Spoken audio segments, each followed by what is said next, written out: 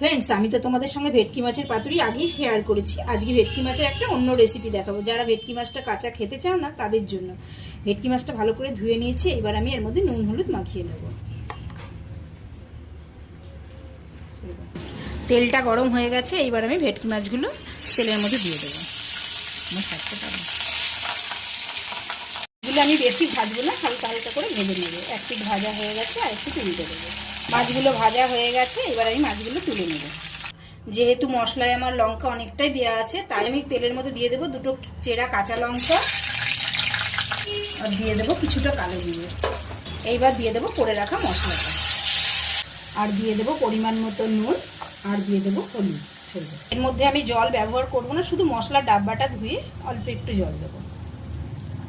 এবার মশলাটা আমি একটু মিশিয়ে নিয়ে দিয়ে দেবো ভেজে রাখা মাছগুলো। এবার ওপর থেকে দিয়ে দেবো একটুখানি কাঁচা সর্ষের তেল।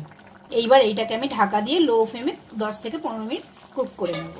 এই দেখো ফ্রেন্ডস, তৈরি আমার ভেটকি মাছের এই রেসিপিটা। তোমরা এইভাবে বাড়িতে ট্রাই করো, আশা করি তোমাদের খুব ভালো লাগবে। এই রকম নতুন নতুন ভিডিও দেখতে আমার চ্যানেলটাকে লাইক, শেয়ার, সাবস্ক্রাইব আর ফলো করে দিও।